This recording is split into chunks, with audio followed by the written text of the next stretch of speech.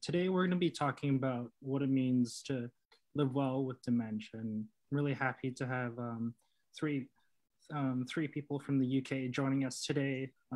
Chris Maddocks was first diagnosed with early onset vascular dementia, then Parkinson's disease, and most recently Lewy body dementia, as well as Francis Isaacs, who was diagnosed with posterior cortical atrophy, and Teresa Davies, or Dory, was diagnosed with early onset Alzheimer's and then vascular dementia. So thank you, three of you, for joining us today. I'm really excited to speak with you. So yeah, I think really to start off with here is I wanted to get your thoughts about what were the biggest challenges of adapting to life shortly after your first diagnosis of dementia. Yeah, maybe Dory, why don't we start with you, and what are your thoughts? The biggest challenge to me was other people. Their response to me once they knew I had dementia, the way they interacted with me. I suddenly wasn't myself. They were all talking to me and doing for me and telling me all the things I can't do anymore. So that was the biggest challenge, saying I'm still me. Don't treat me any different to what you treated me before my diagnosis. And did it feel like suddenly everyone focused on your diagnosis and the disabilities that comes with the diagnosis instead of the person that you've always been, right? That's the biggest challenge? Yeah. Even my daughter, and I know it's only because they care, but we've always been close, and she always used to come to me with her worries or troubles or whatever. And she stopped doing that, and I could tell there was things on her mind. And I also used to have my granddaughter for sleepovers, and all of a sudden that stopped, and there was excuses made. Oh, she's out with her friends or she's doing something.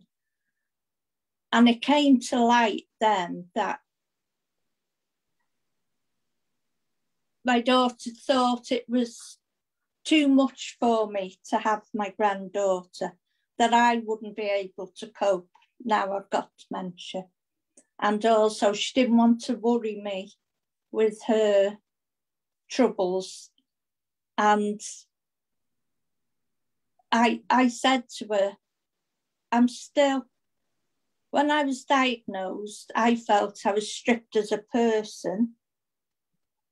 I said, don't strip me of being a mum, and don't strip me of being a grandmother. I'm still your mum. I'm still a nan, a grandmother. Anyway, she does tell me all the troubles now, and sometimes I wish I hadn't told her not to. But yeah, it's other people's reactions. Friends disappear,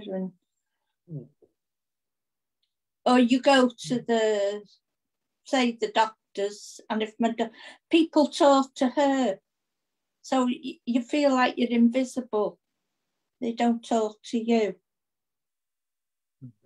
And Chris, how about yourself? I was 60 when I had my diagnosis, and I'd watched my dad living through Alzheimer's, so I knew, what he had gone through, and I thought that was my future. And I think the biggest problem was that I thought I was going mad, because I was doing things like one morning I got up and I couldn't remember how to get dressed. And taking my medications, I couldn't remember if I had taken them or not. And so I thought I was going mad. So in one respect, it came as a little bit of a relief to know that there was a reason for these things and that I wasn't going mad. But when I had my diagnosis, that was it. And I think most people have said the same thing. Well, this is what you have. You have vascular dementia. Go and get your affairs in order and put your life in order. And we want to hear things that we can still do, not to be told, well, this is the end of your life, effectively. That's what it felt like. And I felt like I'd been given a death sentence when I had my diagnosis. And like Dory said, I lost friends because they didn't understand that I'm still me. I'm still Chris. It's just that my brain works slightly more slowly. And not only that, I was still working when I had my diagnosis. And when I tried to go back to work, they didn't know what to do with me, and they put me on a disciplinary process, which was totally wrong. And cut a long story short, within 3 months of me getting my diagnosis, I was ill health retired from my job.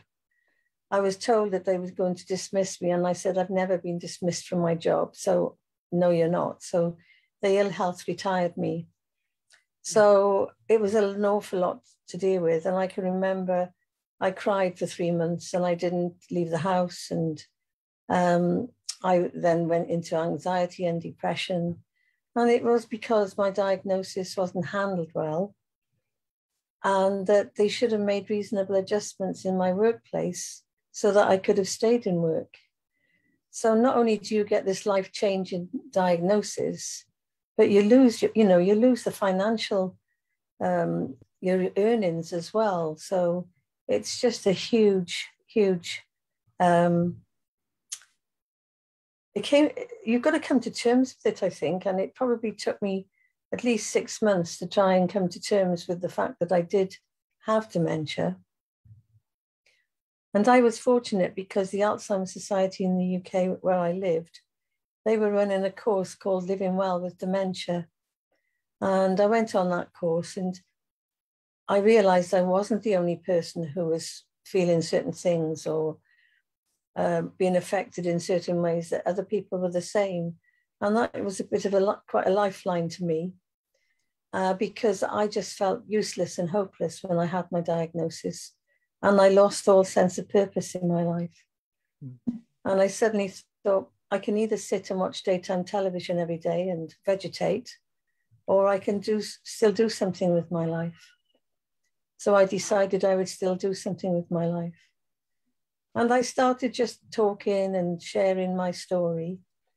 And I was told that I was very good at putting my story across. And a lot of people are ashamed and won't speak about their dementia.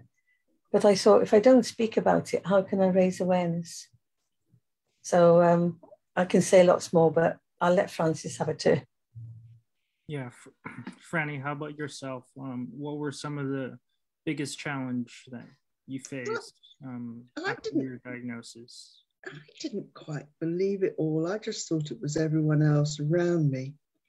But then I've always been a bit of an off-the-wall character, as Chris and Doreen well know. And I just thought it was everyone else around me. So I carried on pretty much. And the diagnosis came as something of a wake-up call. But I was very lucky because here where I live, they gave me brilliant advice. They said, tell everybody that you know, that you have dealings with, and then there'll be more understanding. Well, yes, there was a certain amount of stigma, and yes, a few friends started to sort of leave me out of things a bit, But would you regard them as real friends if they did that to you? No.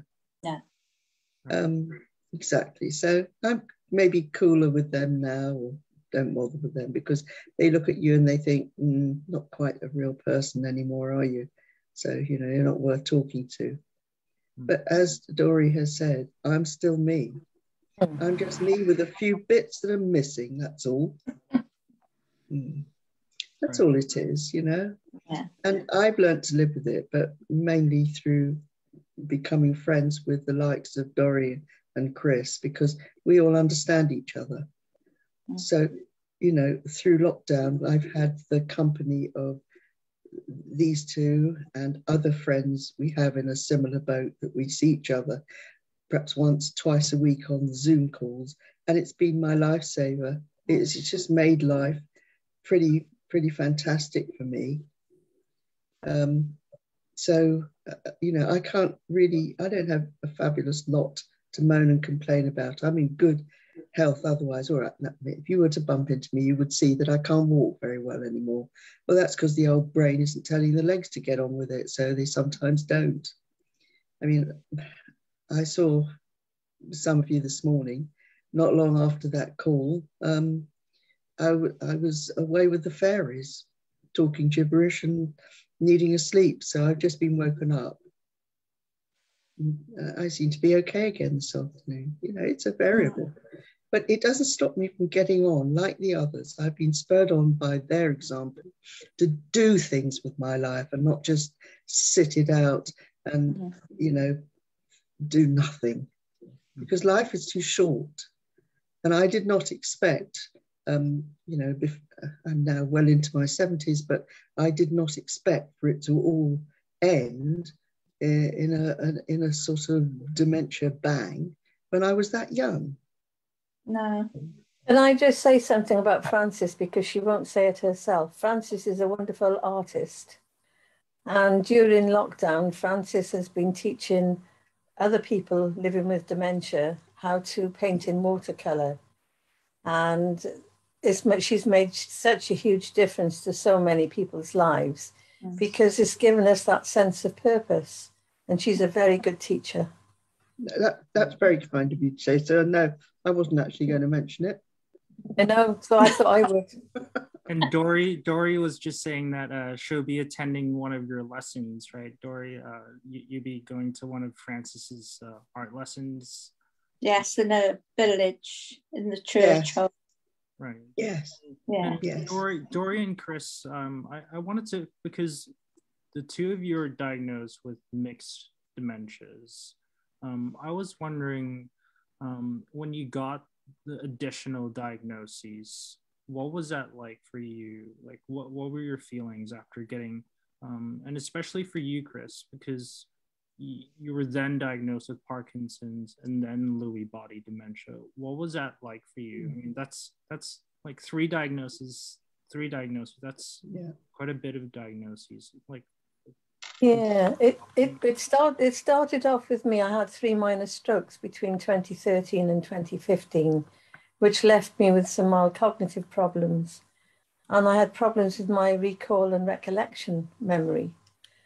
And so I had quite a lot of time off on the sick. But then things were getting worse. And I thought, well, I'm getting worse, not getting better. So it's then when I had a scan, and I was diagnosed with the vascular dementia. And around about the same time, I had this tremor in my hand and my arm. And I was living in Wales at that point, and they said I had vascular Parkinsonism. But in 2017, I moved from Wales to England, and I actually saw a Parkinson's nurse, and she said, no, you have Parkinson's disease. And I was just tired a lot of the time. And as soon as I started taking the correct Parkinson's medications, I felt so much better. So I thought, well, my dad also had Parkinson's disease. And I thought, well, it's not affecting me too badly.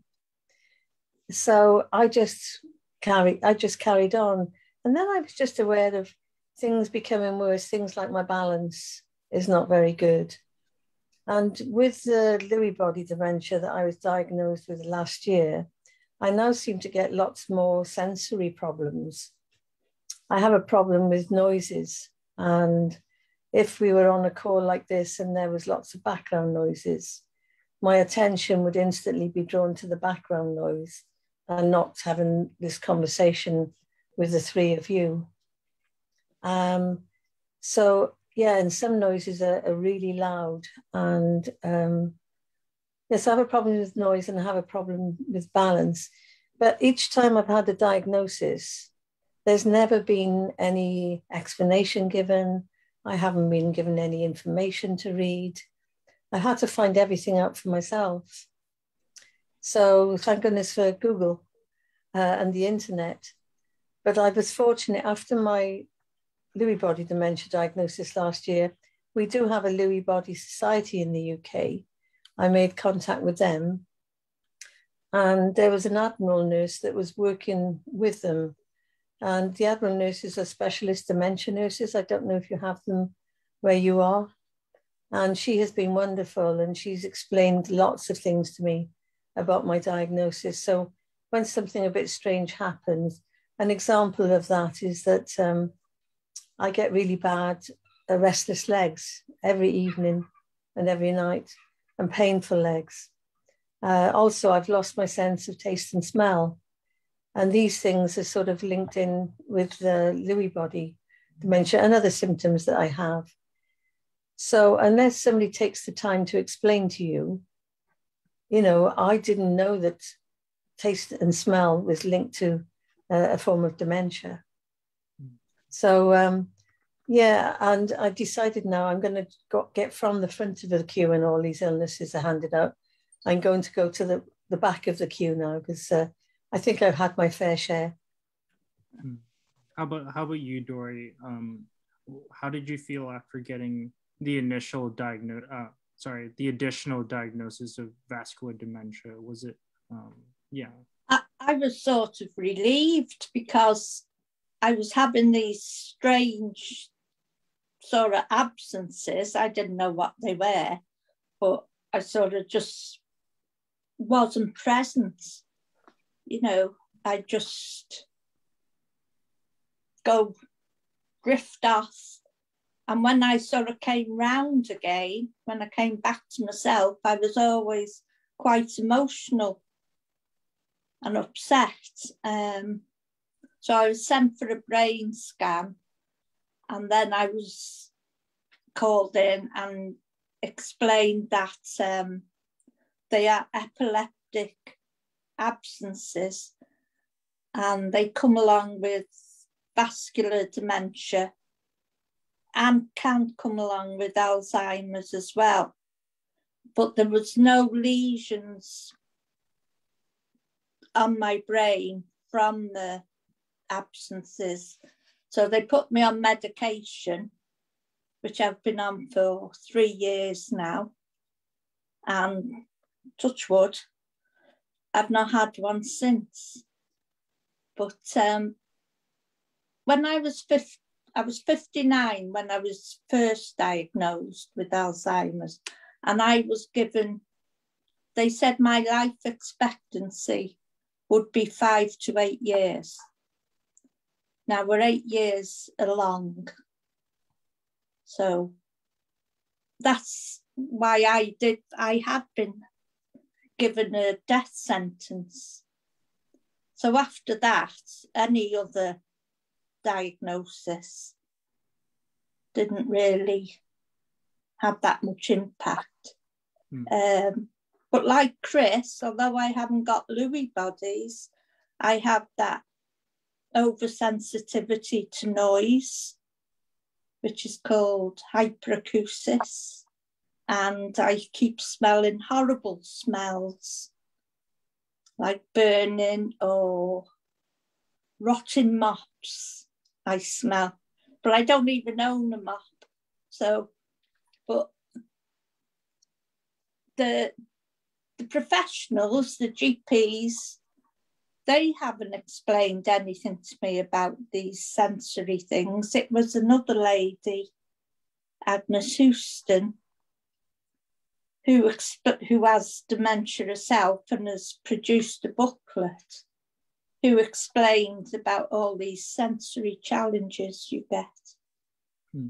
Right. And yeah, I think one of the common themes that I'm hearing, and Francis, I think you've alluded to this as well in preparation for this interview, is, you know, the lack of support coming from your doctors and healthcare providers. And Franny, you mentioned that the diagnosis process was actually quite quite humiliating for you. So yes, I see the others are nodding as well. I mean, it was humiliating. I'm just wondering, like if you had a message for doctors or healthcare providers, what do you think that message would be in terms of how they can provide better care for their patients? A little less condescension and a lot more kindness. You know, you don't get a diagnosis one day. You don't go from being you one day to being a complete lunatic the next day. It's incremental, it's very slow, but nobody tells you that. You think, oh, you've got a diagnosis of dementia. We all know what end of life dementia patients look like. You know, we all know what they look like. I'm not going to describe it. You think that's your next step, and it could be tomorrow. So you do run around like a maniac, certainly I did, getting my stuff in order, trying to tidy up so that the children wouldn't have to be bothered with all my rubbish that I keep, you know, doing all that stuff. And even now, I live every day as if it were my last. Because, you know, but, you know, I don't say anything, but now I'm 75. I'm not looking for long term. I'm very grateful to have got this far. And I often feel when I'm out and about, wandering around with my walking stick and my little dog in the hillsides here, in the beautiful countryside on the mountains, I often think to myself, you know, if it were to all end this minute, it would be fine. Absolutely fine. So I'm not so worried, you know, about things. I'm not young. I mean, if I were sort of in my 50s, or some of the people now getting diagnosed in their 40s, I would be fearful for them and think they need very different kinds of help from the older person like I am. You know, it's I get saddened by the thought of the younger onset than I do people my own age. I mean, Dory and Chris are still relatively young things. Although I don't worry about my future. I Do you don't. not? No. I'm not this risk-averse person. You know, well, it can't be if you're coming to one of my art classes tomorrow. No. And Dory, how about? No, I don't like to reminisce. I hate that, you know, they always do this reminiscence thing for people with dementia. But I don't like to reminisce because my past hasn't been it's not a happy past. And I'm just glad to be here because I had a really bad accident where I wasn't expected to live or to walk again. And so I'm just happy to be here and just live in the moment. Well, I'm happy you're here because you're one of my great friends. Yes, likewise. Dory, I was going to ask. I found, sorry. Oh, no.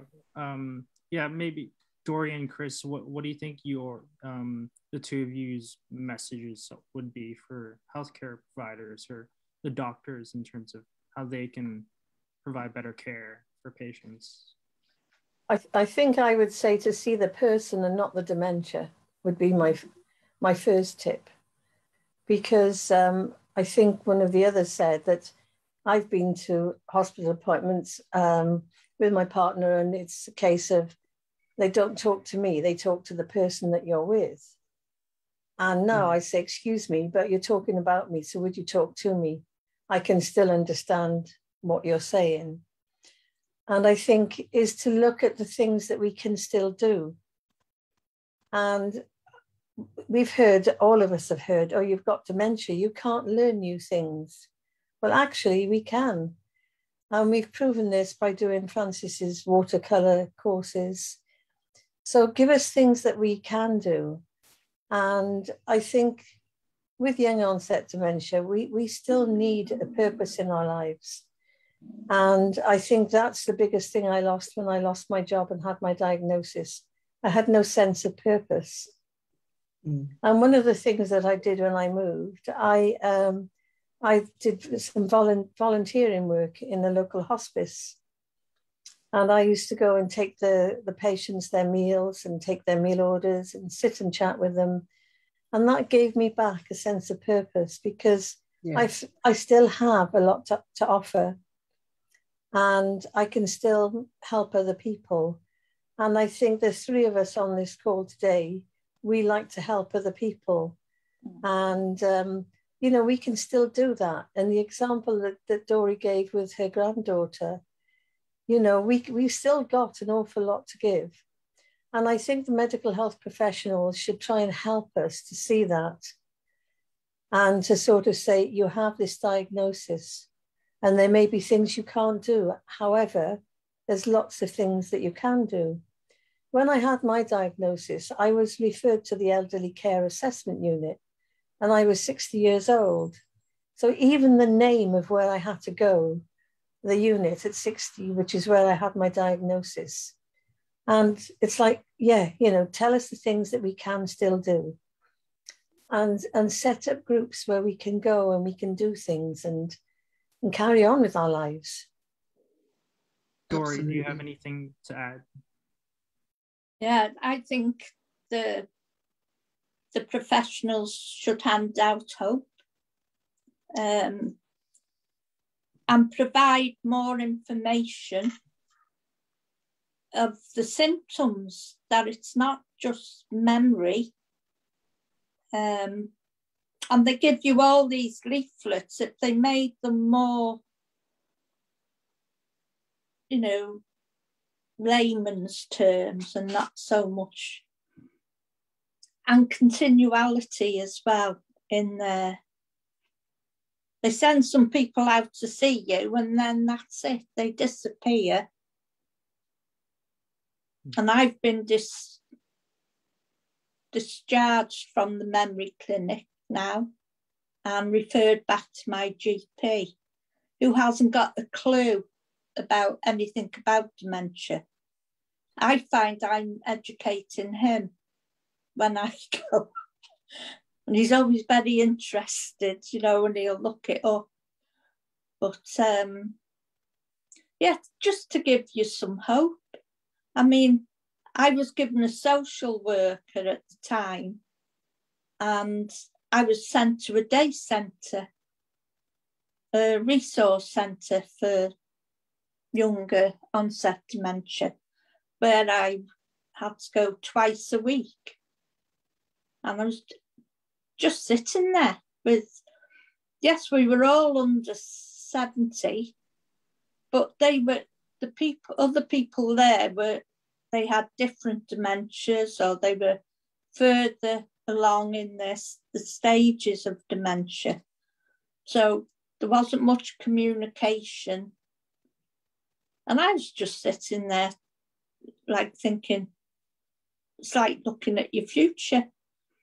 And I was thinking, do I need to be here? I could be doing something much more enjoyable with these days than sitting there, you know. So I have stopped going now. Right. And the three of you are all part of the DEEP group, so the Dementia Engagement and Empower project. And I want to talk more about that in terms of how did the three of you first find out about this group, and what does it mean for you to be part of this group? Franny, maybe we can, Franny, go ahead.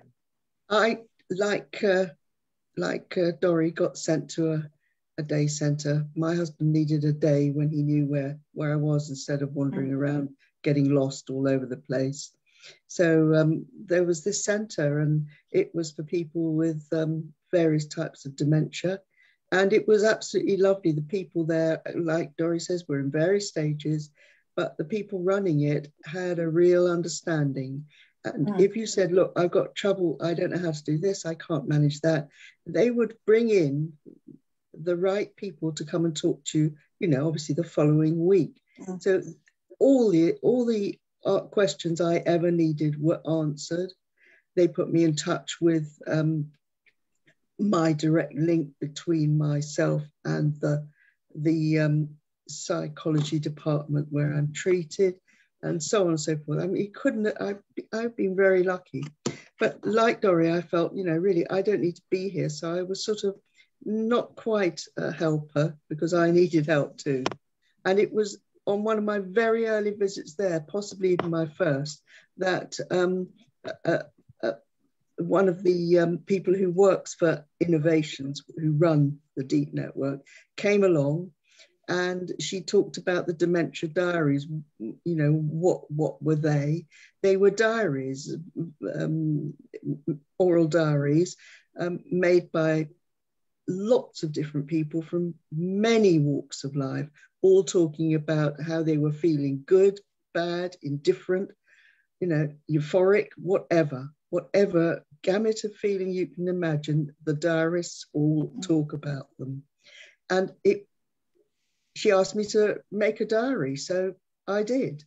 And then, of course, I had started to listen to other people's, and it's from listening to other people that I realized there's a life out there. I'm not ready to give in and be defined by this. I need to get on and lead my life. And it was by being involved in that I was drawn in more and more. And I was asked to give a talk to a large group of National Health Service providers across Wales. And the Deep organisation had organised me to make this talk. And the night before, I was taken out for dinner by the organisation, and that is where I was introduced to Dory, because they said, "Oh, we think you two might like each other." Well, what can I tell you? I like her a bit. And now that you teach as an art teacher, is that also through the Deep Network that you're doing your artwork? I have been teaching art for a while, but I only teach beginners because I'm not a teacher. I had another profession before all this, but I am a very mediocre amateur artist, and I've always enjoyed it. But I was very well taught technique, so I thought, well, I'll share that with people. And the opportunity arose, and it started, and people were loving it and are loving it. But the one that Dory's coming to tomorrow is done for my local community where I live.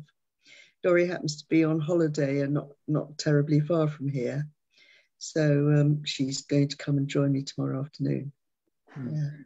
But it's great fun, and it's opened up a lot of doors for me. And I'm actually having a very, very good life.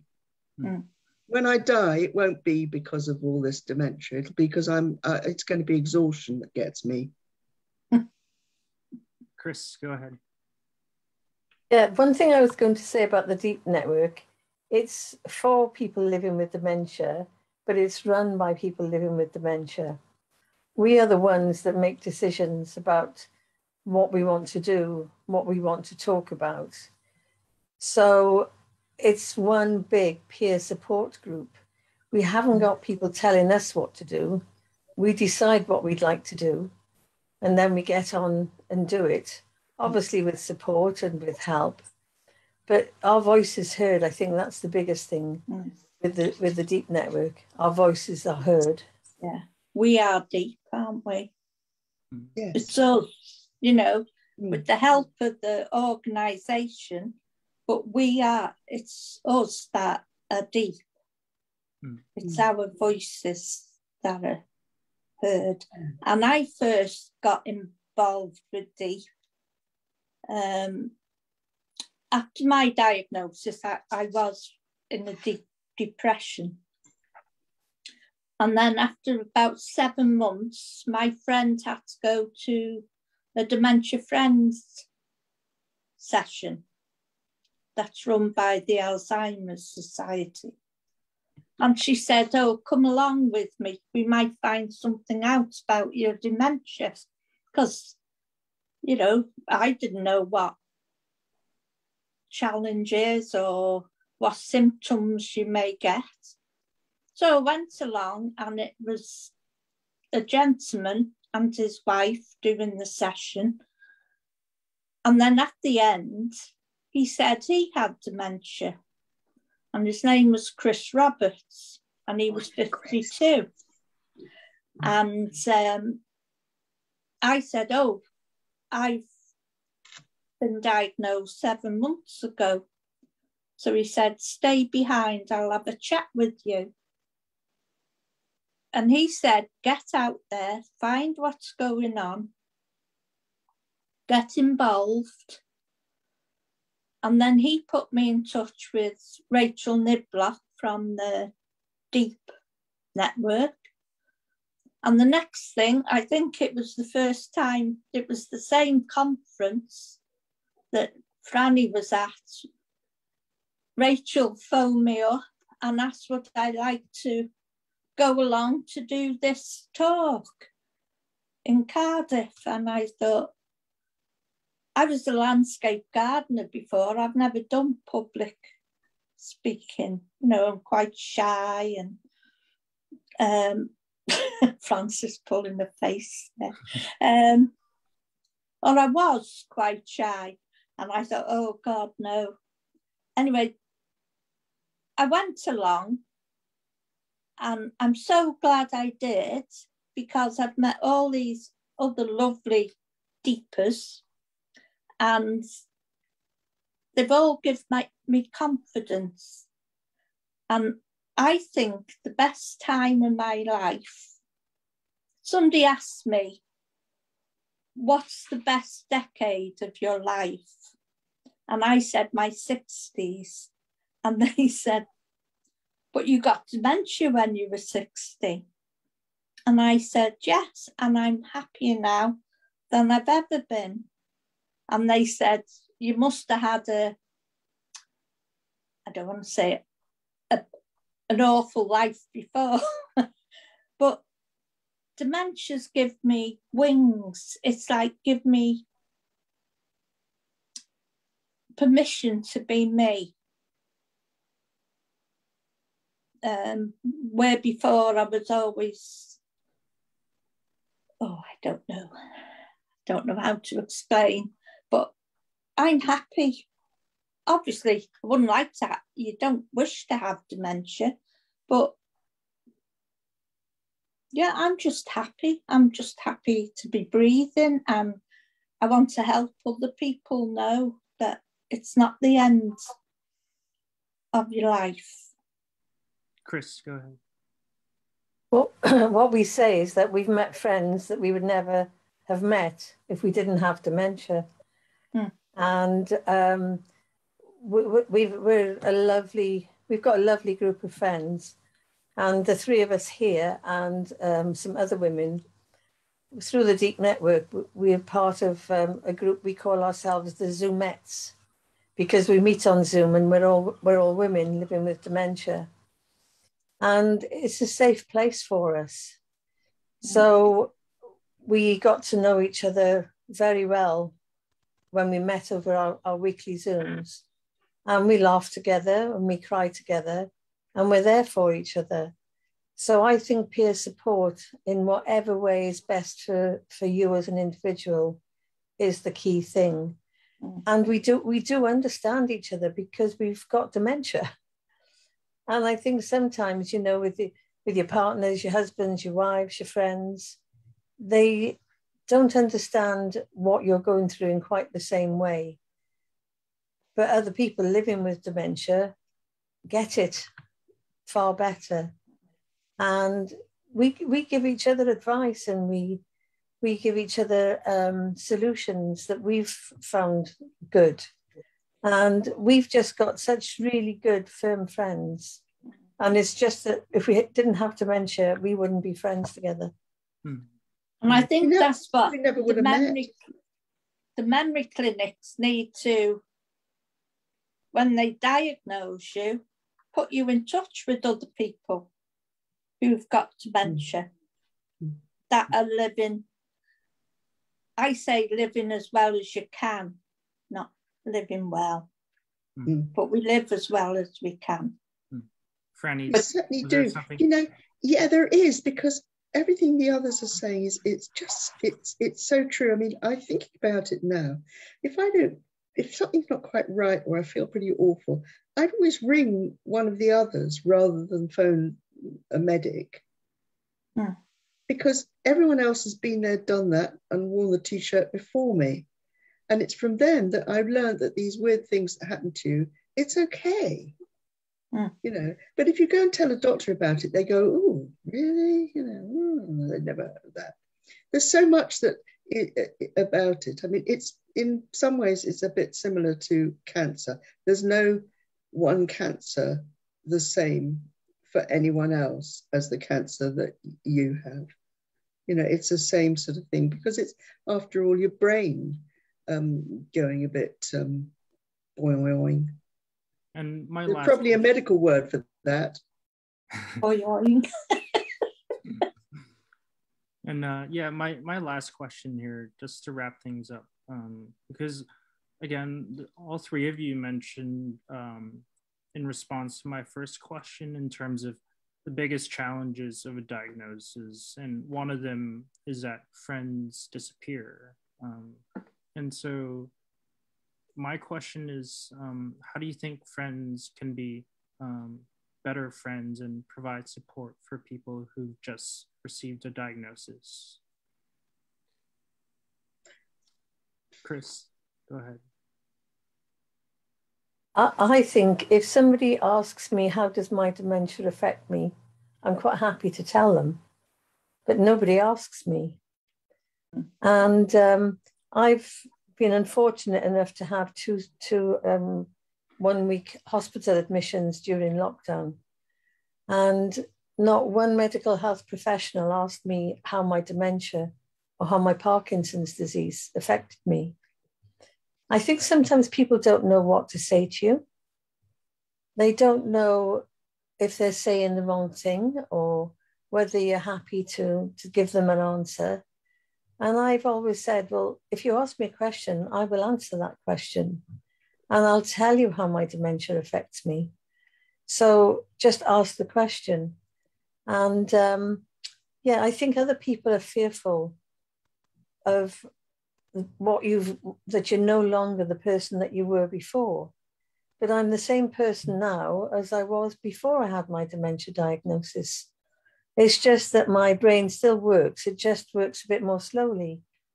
And it was described to me as, you know, if you have a computer and your computer is running slowly, there's a glitch in your computer. Well, our brains are a little bit like that. Like, we can still process information, but we process it a little bit more slowly. And the other thing that I appreciate a lot is that people speaking a bit more slowly. And an example, I was with somebody who spoke very quickly, and we were having a conversation, and they spoke about this and then something else and then something else. And I came up with a response, and I was told, Chris, that was 2 conversations ago. Get a grip. Well, my mind was still focusing on the first conversation. So make sure that the person has understood and finished what the first conversation was about before going on to the second one, and speak clearly and not too quickly. And Franny, do you have any thoughts? Yeah, I do. If my friends ask me how I feel, I just email them that. That's how I feel, like really weird. Then I don't have to put it into words and they get the message. I feel like my brain's just like out of my head. I love that drawing that you've done. Do you? I love it. Thank you. As you say, you don't have to say anything, you just look at that. And Dory, you mentioned that you know, your friends and family started treating you differently, but not so much anymore. I'm wondering what helped with the transition in terms of helping them see that you're you. instead of just your dementia? Yeah, I just told them. A couple of my friends stopped asking me to go out with them, where we always used to go out, you know, the three of us. And then they started just going out, the pair of them. So I asked them and they said, oh, well, we know you struggle with noise, so we thought you wouldn't enjoy it. And I said, but you should ask me, because I can find a way round. What I do now is try and sit with the wall behind me. And then that stops all the background noise. Or if we go to a restaurant or a pub and they've got music playing, I'll go and ask them if they could turn the music down or even off. And most places I've asked have done that. So I think you've just got to tell them that, you know, this is what's happening, but I'm still okay. I can manage. I've got ways to work around that. Got it. And is there any last things? Yeah, Franny. One of the things I will say about this, one of the better things about dementia is that because you can't remember what you said 5 minutes ago, this whole business of keeping up a front and telling the old fib about how you are or what you're feeling, you can't do it anymore, because, you know, like 2 minutes ago, you might just have put mayonnaise into your tea, you know, because you forget stuff and you don't get it right or you don't see it right. So I think one's inhibitions go and you're able to speak more frankly about everything, every aspect of your life. And of course, that has its incredibly funny sides. So inhibitions go, and so there's much more laughing. The three of us were involved in an interview with a lady who was running a BBC radio program called Women's Hour, and the three of us were invited to London. The night before, we went to a restaurant. We went to a pizza place, and my son came and joined us for dinner. So there's like 20 of us sitting there, all ordering different pizzas. And then the waitress came back with 20 different pizzas and said, right, who ordered this and who ordered that? And we were all in hysterics, because if you think any one of us could remember what we'd ordered, and the poor waitress was getting more and more bad-tempered with all of us. My son thought it was the funniest thing he'd ever seen. 20 people with dementia being asked what they ordered 10 minutes earlier. It was hilarious. But the next day we went to this thing, and the lady who was interviewing us, she said that one thing she didn't expect when she arrived was to hear laughter.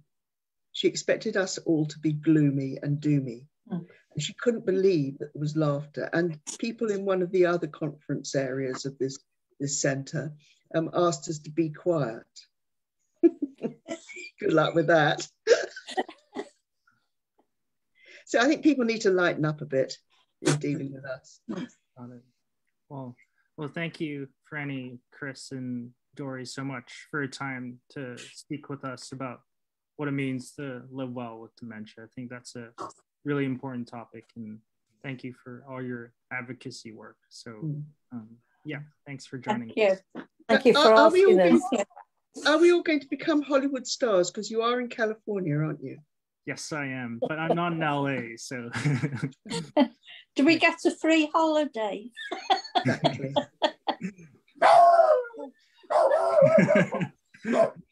Your dog wants you to be a Hollywood star. But anyway, thank you so much. And thank you. Yes. All right. Bye. Thank you. Thank you for having us. Are we going now, Nicholas? Yeah. Bye. Yeah.